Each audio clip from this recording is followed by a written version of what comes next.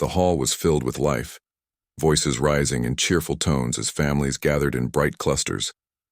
Small children ran between the tall legs of their parents, laughter bouncing against the high walls of polished metal and glowing crystals. It was a day of celebration, and for most of the people gathered, it was a time of joy and unity.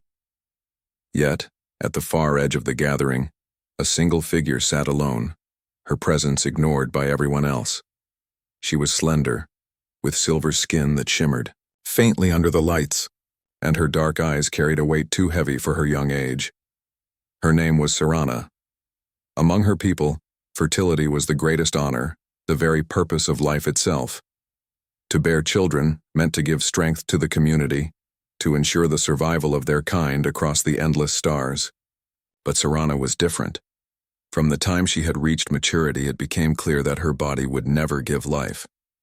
The healers had spoken in hushed tones, their final words crushing her spirit. She was infertile. From that day forward, her life had become a shadow. Where others were greeted with warmth, Serana was met with cold stares.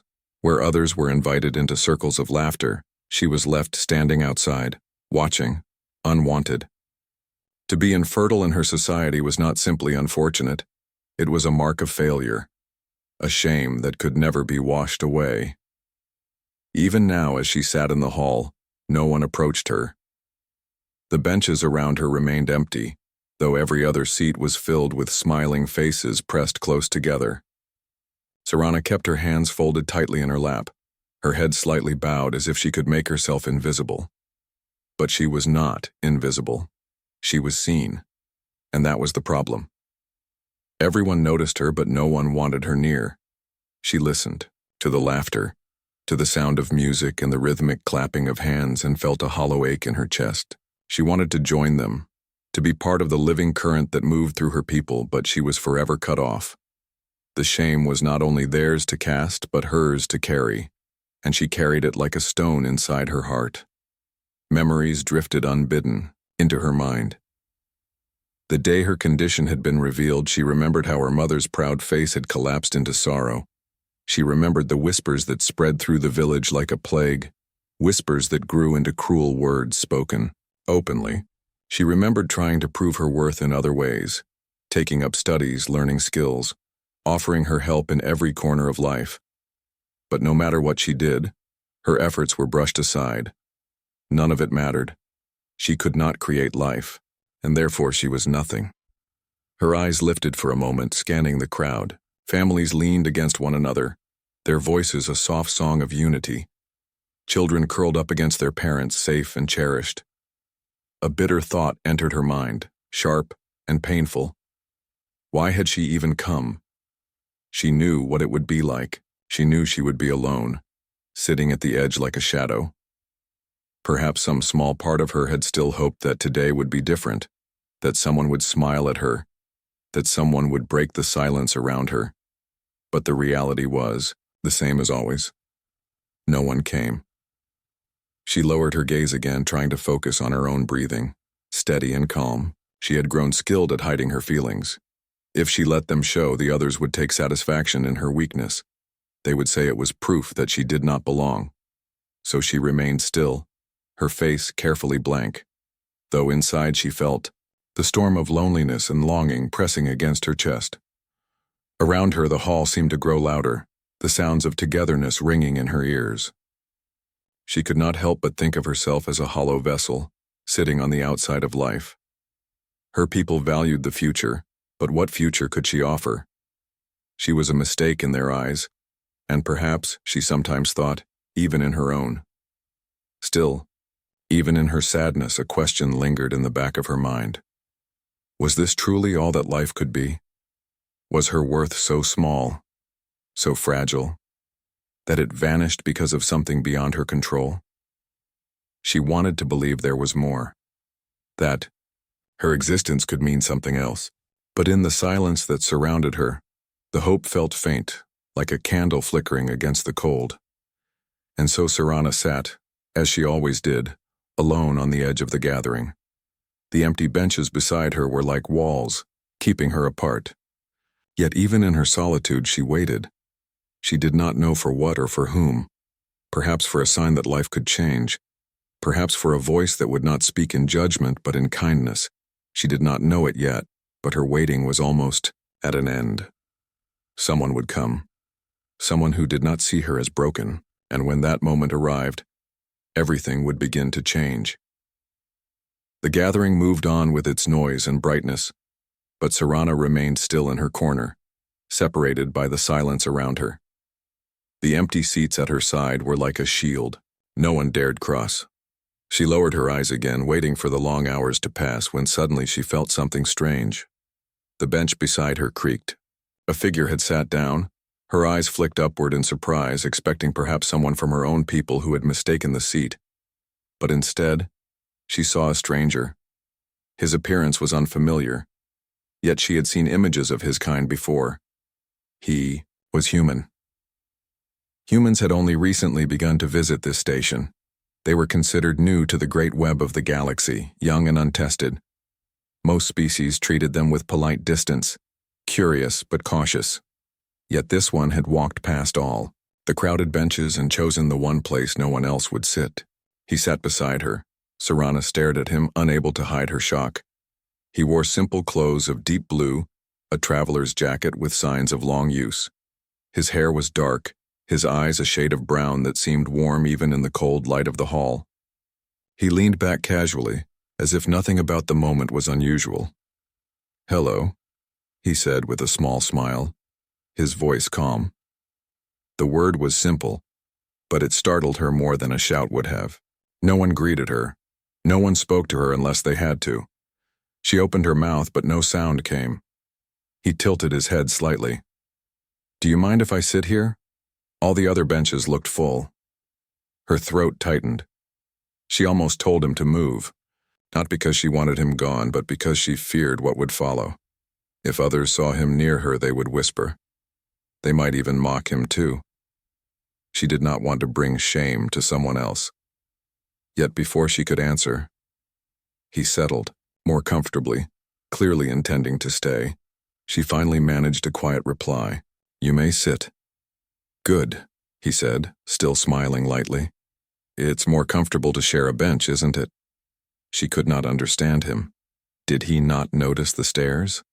Around them, her people were already watching, their eyes sharp, with surprise and disapproval. No one said anything yet, but Sirana could feel the weight of their judgment pressing down. She shifted uneasily. "You are human," she whispered, as if saying it too loudly might draw more attention. "That's right," he replied. "Name's Aaron. And you?" She hesitated. Her name often sounded bitter on the tongues of her people, as if it carried her shame within it. But Aaron waited patiently, no hint of judgment in his face. "My name is Sirana," she said at last. "Sirana," he repeated softly, as though testing the sound. "That's a beautiful name." Her eyes widened again. No one had ever spoken it like that. Not since her childhood, before the truth of her condition had become known. She looked down at her hands, struggling to keep her voice steady. "It is not," she murmured. He raised a brow. "Why not?" She wanted to explain, to tell him what her people thought of her, but the words tangled in her throat. To share that shame with him felt dangerous, yet there was something in his calm gaze that urged her to speak. "You do not know," she said quietly. "You do not know what I am." Aaron leaned forward slightly, resting his arms on his knees. "I know you're someone sitting alone, and I thought maybe you'd like company." Her breath caught. It was such a simple answer, yet it struck her harder than all the years of silence had. Company. He had sat with her, not out of mistake, not out of pity, but because he wanted to. Around them, whispers had begun to spread. Sirana's people exchanged uneasy looks, some shaking their heads. She saw it, and shame burned in her chest. She turned her face away. "You should not be here," she whispered urgently. "They will not approve." Aaron glanced around, his expression calm, then looked back at her.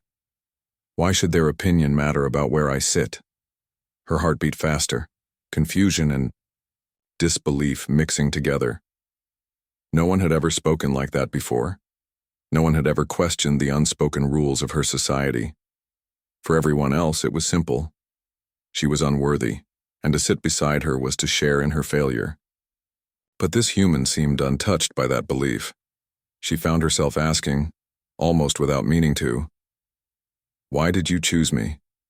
His answer was soft, but steady. "Because you were alone, and I don't like seeing people left out." The words settled into her like a light in the dark, something fragile yet powerful. For the first time in many cycles, she felt the faint warmth of being seen, not as broken, not as useless, but as a person. They sat in silence for a while, the music and voices of the gathering continuing around them. Yet for Sarana, the hall no longer felt as cold. The empty bench that had always marked her isolation was now shared. She dared not believe it fully yet, but something had changed. Something had begun. The hall still hummed with music and voices, but to Sarana the sounds felt distant. Her focus remained on the human who sat beside her, calm and unbothered by the watchful eyes around them. His presence was like a shield, quiet yet firm, and she did not know how to feel. Aaron leaned back against the bench as though this moment was no more unusual than sharing a meal. His brown eyes carried no hesitation, no shame. After a while, he broke the silence. "So, Sarana," he said gently, "why does everyone avoid you?" The question struck her like a blade. Her chest tightened, and for a moment she considered, refusing to answer. To admit it out loud was painful, yet his voice carried no malice, only curiosity. He was not asking to mock her. He truly wanted to know. "You would not understand," she whispered. "Maybe not," Aaron admitted. "But you could try me." She looked at him, searching his face for any sign of cruelty. There was none. Only patience. Slowly, she lowered her gaze again, her hands twisting together in her lap. "I cannot bear life," she said softly. "My body does not create children. Among my people, that is the only purpose. Without it, I am nothing." Aaron was quiet for a moment. His expression did not change to disgust nor pity. He simply nodded, as though he had been told a fact about the weather. "So they judge you for something you can't control?" Sarana blinked at him. "It is not just judgment, it is truth. Without children, there is no future. I am useless." "Useless?" Aaron repeated, frowning. "Do you believe that?" Her throat tightened. The words of her people echoed in her mind. Useless, empty, broken. She had heard them all. For years, she had carried them until they felt like her own thoughts. Slowly, she nodded. "Yes, that is what I am." Aaron shook his head. "No, I don't accept that." She stared at him, startled. "But it is what my people say. It is what I know." "Your people are wrong," he said firmly, his voice steady like stone. "Worth is not measured only by children. On Earth, we have a saying. Some people give life to the future through their actions, their ideas, their kindness, not only through blood." Sarana's eyes widened. His words were strange to her, yet they carried weight. "But what use is kindness if there are no children to receive it?" Aaron leaned forward, resting his elbows on his knees. "Kindness shapes the living right now. Courage inspires those who are already here. A person can leave a legacy not by creating life, but by improving the lives of others." She listened carefully, her thoughts tangled. She had never heard such things before. Among her kind, every tale, every celebration circled back to children and the future they would bring. To be barren was to have no song, no story. Yet here was a human telling her that existence could matter in other ways. He continued, his tone lighter now. "Some of the greatest humans in our history never had children of their own. They wrote books, painted art, built machines, healed the sick, or gave hope. Their lives still echo centuries later." Her heart trembled. "And they were not shamed?" "Of course not," Aaron said with a small smile. "They were honored, not for what they couldn't do, but for what they did." The thought was almost too large for her to hold. She lowered her gaze, her mind racing with images of all the things she had tried to do, learning, helping, offering her skills. None of it had mattered, because her people dismissed her the moment they saw her as infertile. Could it be possible that in another world those same efforts would be enough? Her voice was barely a whisper. If what you say is true, then my life is not wasted? Aaron's eyes softened. Not wasted at all. You're alive. That means you can choose what kind of mark you leave behind. It doesn't matter if it's not the same as everyone else's, it's still yours. For the first time in a long while, Serana felt something warm stir in her chest. It was not full hope yet, but the faint spark of it. She looked at him carefully, as if afraid the spark might vanish. You are strange, she said at last. Aaron laughed softly. Humans usually are. We don't fit in with most of the galaxy's rules. Maybe that's a good thing. Her lips almost curved upward, though she quickly hid it. She had forgotten what it felt like to even think of smiling. She studied him again, puzzled. Why tell me this? Why care for me when you do not even know me? His reply was simple. Because no one deserves to feel worthless just for being different, and because I see someone who deserves better than silence. Her chest tightened again, but not from shame. For the first time, the weight she carried felt lighter. Around them, her people still stared, but the whispers no longer seemed as loud. For a brief moment she forgot the hall, the crowd, and the years of rejection. All she saw was the human beside her and the truth in his words. And for the first time in her life, she dared to imagine that perhaps she was not broken. Perhaps she was more than her emptiness. The gathering grew restless as whispers spread. Across the hall, Serana could feel the weight of many eyes fixed on her and the human at her side.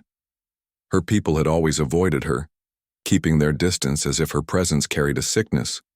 But now, with Aaron seated beside her in plain sight, their quiet judgment had turned into open murmurs. She tried to shrink into herself, wishing she could vanish before the elders arrived. She knew how her people reacted when traditions were challenged. Rules were not meant to be broken, and by choosing to sit beside her, Aaron had broken one of the oldest and strongest rules. The sound of approaching footsteps confirmed her fears. 3 elders walked toward them, tall and solemn, their robes trailing lightly against the floor. Their faces carried the same expression she had seen all her life. Disapproval mixed with a cold certainty that their way was the only way.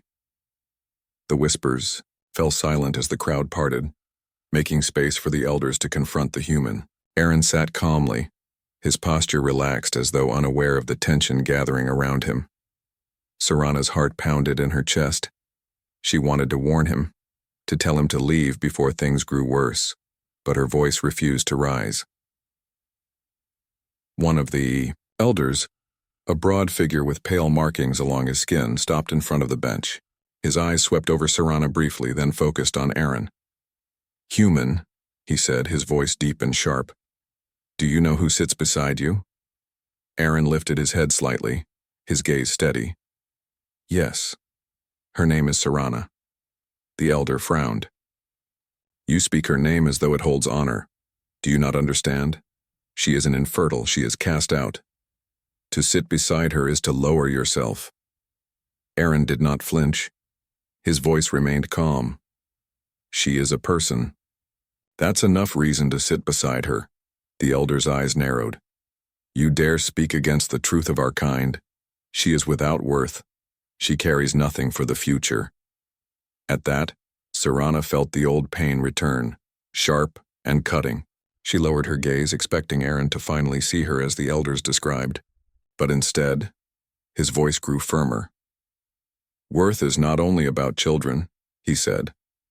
On Earth, many people never have children, yet they shape the future in other ways. Through art, through invention, through kindness. Why should one path be the only path? The hall grew even quieter. His words were strange to them, a challenge to beliefs that had stood for generations. The elder's mouth tightened. You speak with arrogance. You do not understand our ways. Without children, there is no tomorrow. She is empty. Aaron leaned forward slightly, his brown eyes holding steady against the elder's glare. Empty? I don't see emptiness. I see someone who's endured cruelty with strength. I see someone who still stands, even when her whole world tells her she has no place. That's not emptiness, that's resilience. Sarana's breath caught. No one had ever spoken of her like that before. No one had defended her, not once in all the long years of silence. The elder raised his voice. Human, you insult our traditions. Do you claim to know more than us? Aaron shook his head. I don't claim to know more. But I know this. No tradition should strip someone of their dignity. If your future depends on casting people aside, then maybe your future isn't as strong as you think. A murmur rippled through the crowd. Some looked shocked, others uneasy. The younger ones in particular shifted where they stood, glancing at Sarana with uncertain expressions. The elder turned his gaze on Sarana again, his voice sharp. You bring shame even now, drawing outsiders into your weakness. You are a shadow among us. Sarana wanted to sink into the floor, but before she could speak, Aaron stood. His height was less than the elder's, but the steadiness in his stance filled the space. She doesn't bring shame, he said firmly. You do. Every time you turn your backs on her. Every time you measure worth by one thing alone, you lose something valuable. You've ignored her voice for so long you don't even realize what you've thrown away. The elder's eyes blazed with anger, but Aaron did not back down. His words were not shouted, yet they carried across the hall with clarity. For the first time in her life, Sarana felt the silence shift. The weight pressing on her shoulders seemed lighter, as though someone had lifted part of the burden. She looked around and saw it. The crowd was listening. They were truly listening.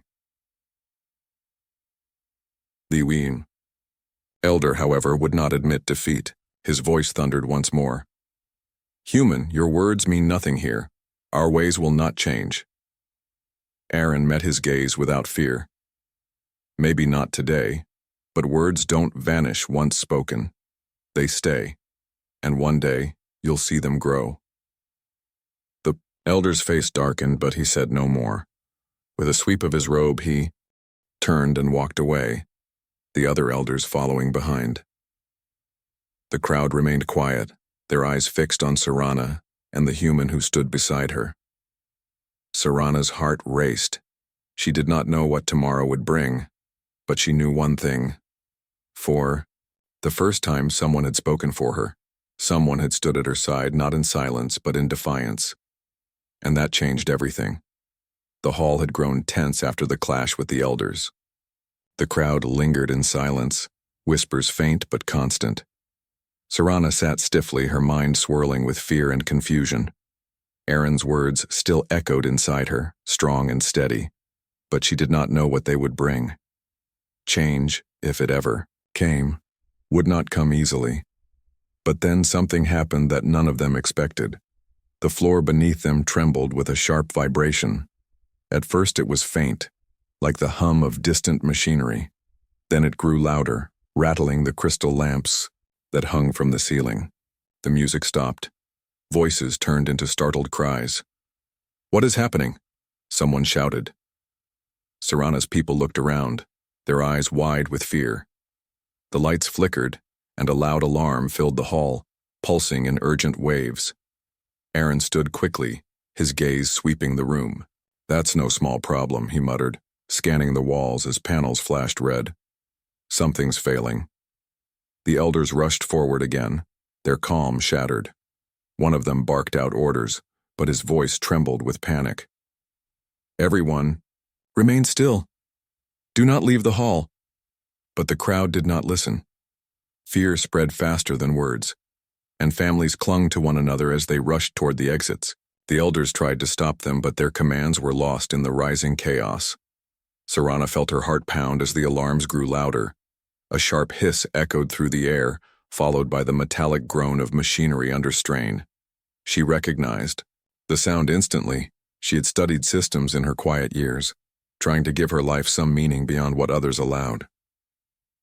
The life support lines, she whispered, her eyes darting toward the ceiling. Something is failing near the main circulation chamber. Aaron turned to her at once. You know these systems? Her people had never cared for her knowledge. When she offered to help in maintenance or training, she had been dismissed. But Aaron's eyes held no doubt, only trust. Yes, she said quickly. If the circulation fails, the whole sector could lose air. Aaron nodded without hesitation. Then let's go. Serana blinked. Go? You said you know the systems, he replied firmly. Show me the way. We don't have time to wait for someone else. Her hands shook. The thought of stepping forward, of daring to take responsibility when all her life she had been told she was useless, filled her with fear. But the urgency of the alarms left no room for hesitation. She rose, her legs unsteady, but moving. Together, they slipped through, the panicked crowd, heading for a side corridor that led toward the heart of the station. The hall behind them was filled with confusion, elders shouting, families crying, but Serana kept her focus forward. The corridor lights flickered as they ran. Pipes rattled above them, thin trails of vapor escaping through cracks. Serana's mind worked quickly, recalling every lesson she had studied alone, every diagram she had memorized. The problem is in the secondary regulator, she said breathlessly. If we can reroute the flow, we can stabilize it until repairs are made. Aaron kept pace beside her, his steps steady. Tell me what to do when we get there. I'll help however I can. His trust pushed her forward. For once, someone believed she could make a difference. They reached the regulator chamber, the door half sealed by the emergency system. Serana squeezed through the gap, Aaron close behind her. Inside, the air was hot and thin, filled with the hiss of escaping pressure. Warning lights glowed red across the control boards. Serana rushed to the main console, her hands moving quickly over the panels. The codes and displays were familiar, though she had never been allowed to touch them in official training. Her people had denied her access, claiming there was no point in teaching someone without a future. But she had learned anyway, watching, studying in silence. Aaron stood at her side, his eyes on her movements. What do you need me to do? Hold the release lever when I tell you, she said, pointing to a large handle on the wall. It will take both of us to stabilize the pressure. He nodded without question. Serana took a deep breath, her fingers flying over the keys. Numbers shifted on the screen, pressure levels rising and falling as she rerouted the flow. The alarms screamed louder, and the pipes above groaned under the strain. Sweat ran down her temples, but she forced herself to stay focused. Now, she cried. Aaron grabbed the lever and pulled with all his strength. The machinery shuddered, resisting at first, then gave way with a sharp clang. The pressure shifted, the screens flashing yellow instead of red. Serana adjusted the last settings quickly, sealing the lines. For a moment, silence filled the chamber except for the hum of stabilizing systems. Then the alarms quieted. The lights shifted from red to steady green. The air thickened again, cool and safe. Serana slumped against the console, her chest heaving. They had done it. Aaron grinned, brushing sweat from his brow. You saved the station. Her eyes widened at his words. Saved the station. She, the one everyone called useless. She shook her head weakly. We saved it. You helped. Maybe, Aaron said, still smiling. But it was your knowledge that made the difference. You knew what to do when no one else did. The truth of his words settled over her like warmth. For the first time in her life, she had not been a shadow, not been ignored. She had acted, and lives had been protected because of her. Back in the hall, the people would soon learn what had happened. And when they did, Serana knew nothing would ever be the same again. When Serana and Aaron returned to the main hall, the air was heavy with fear and confusion. Families were gathered in tight circles, children crying softly while adults tried to calm them. The elders stood at the front, their faces pale and uncertain. They had been shouting orders only moments ago, but none of their commands had helped. As Serana stepped inside, The alarms had already faded, the lights steady once. More. The change was clear. Life support had been restored. The people turned their eyes toward the doorway, watching her and the human walk together through the crowd. A murmur spread, questions whispered from one voice to another. How had the crisis ended? Who had stopped the system from collapsing? Sarana felt her steps falter. For years she had been invisible, ignored or avoided. Now every face was turned toward her. The weight of their stares pressed down, stronger than before. She wanted to shrink away, to hide as she always had. But Aaron's steady presence beside her gave her strength. The elders approached quickly, their robes sweeping the floor. The same one who had spoken harshly to Aaron earlier stepped forward, his expression caught between suspicion and disbelief. "What happened?" he demanded. "The system is stable again." "How?" Sarana lowered her gaze, unsure if she dared speak. Aaron, however, answered without hesitation. "She fixed it," he said clearly, his voice carrying across the hall. When everyone else panicked, Sarana knew what to do. "She guided me through it. She saved this station." The words hung in the air, heavy and undeniable. The elder's eyes widened slightly, though he quickly tried to hide it. "Impossible," he said sharply. "She has no training. She has no right to touch those systems." Aaron's voice grew, firm. "Maybe she wasn't given training because you refused her the chance, but she studied anyway. She knew more in that moment than anyone else in this hall. If not for her, we might all be choking on empty air right now." The crowd shifted uneasily. Whispers grew louder. No longer just questions, but voices of wonder. Children peered at Sarana curiously. Younger adults exchanged glances, their expressions uncertain but not filled with scorn this time. One of the younger elders, standing behind the first, spoke hesitantly. "Is this true, Sarana? Did you repair the system?" Sarana's throat felt dry. Speaking in front of so many had always been her greatest fear. But Aaron's steady gaze encouraged her. She lifted her head slowly and nodded. "Yes," she said softly. "I studied the systems in silence. No one listened when I tried to share, but I knew what to do." The younger elder's eyes softened, surprise mixed with shame. The hall grew quieter, waiting for the first elder's response. His face darkened, and he spoke with bitterness. "Knowledge means nothing without legacy. She cannot give us children. She cannot give us tomorrow." Before Sarana could sink under those words again, Aaron stepped forward. "You're wrong," he said boldly. "She just gave you tomorrow. Not by bearing life, but by protecting the lives already here. Isn't that worth something? Isn't that enough?" The words struck the crowd like a spark. For the first time, Sarana saw doubt in their eyes, not directed at her, but at the elders. The old certainty was shaking. A young mother in the crowd lifted her voice. "She saved my child. Ren, if the heir had failed, they would have been lost. How can you say she has no worth?" Another voice joined, a young man's. "We all saw the elders freeze while the human and the outcast acted. She did more for us than anyone else." The murmurs grew stronger, spreading across the hall like rising waves. Gratitude mixed with curiosity. The stares that once cut into her now seemed softer, filled with questions rather than rejection. Sarana's heart raced. Was it truly happening? Were her people beginning to see her not as a failure but as something else?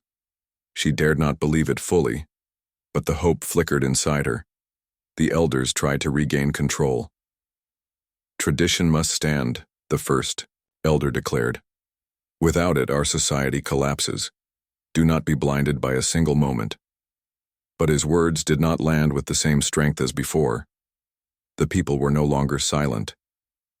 They had seen something with their own eyes, and it could not be unseen. Aaron placed a hand lightly on Sarana's shoulder, grounding her. He leaned closer, his voice low but steady. "You've already changed something. They're thinking. They're questioning, that's how it starts." She swallowed hard, her emotions tangled between fear and joy. "But will it last?" "It doesn't matter if it takes time," Aaron replied. The seed is planted. Change always begins this way, small, fragile, but unstoppable once it grows. Sirana looked around again. For the first time in her life, her people did not only see her as the infertile one, they saw her as the one who had acted, who had stood in the middle of crisis and found a way forward. Their eyes still carried doubt, but also something new: respect. She straightened her back, slightly, finding a strength she did not know she had. The silence that had defined her life was cracking. The walls that had kept her apart were beginning to weaken. Perhaps she would never be fully embraced. Perhaps the old traditions would not vanish in a single day. But something had shifted, and she knew it would never return to what it had been. And for the first time, Sirana allowed herself to believe that she was more than her people's judgment. She was not empty. She was not worthless. She had value, and now they knew it too. Time passed slowly after the crisis, yet Sirana felt as if the world itself had shifted beneath her feet. The murmurs in the halls of her people no longer carried judgment. They carried questions. Young and old alike looked at her with curiosity, some with newfound respect. The whispers of doubt that had always clung to her now carried hope. Aaron remained by her side, always calm, always patient. He never pressured her, never demanded anything beyond what she was ready to give. His presence had become a steady comfort, a reminder that someone could see her for who she truly was, not for what she lacked. One morning, as the sun's distant glow filtered through the station's glass walls, Sirana stood near the main observation deck. The air was quiet, the hall empty except for a few early risers. She watched ships glide past the station, streaks of silver and blue cutting through the dark void of space. Her thoughts wandered to the day she had been deemed worthless, the years of isolation that had shaped her. It seemed so distant now, yet the memory still ached. Aaron approached quietly. "Thinking about the future?" he asked. She shook her head slightly. "Thinking about the past, and how it never had to define me." He smiled softly. "It didn't. You defined yourself." Sirana's lips curved into a faint smile. For the first time, she truly believed it. She had spent so many cycles hiding, watching others live, feeling that her life held no meaning. Yet now, she realized, meaning had never been about biology or society's rules. It had been about action, courage, and heart. In the days that followed, Sirana began to take her place in the community, not as an outcast but as a teacher, a guide, and a problem solver. She shared her knowledge openly, helping others understand systems, strategies, and survival techniques. The same knowledge that had once been dismissed now became vital. The younglings listened with rapt attention, asking questions and seeking her advice. She taught them with patience, never chastising mistakes, always encouraging exploration. Her influence grew quietly, like a stream carving its path through rock. The elders watched, some with reluctance, some with grudging admiration. Even those who had once scorned her began to consult her when problems arose. They could not deny the truth. The infertile outcast had saved lives, had proven that value was not measured by children alone. Sirana herself had changed too. No longer weighed down by the judgment of her people, she discovered joy in small things. The laughter of children she once feared to approach, the quiet satisfaction of a system repaired, the simple companionship of Aaron, who never left her.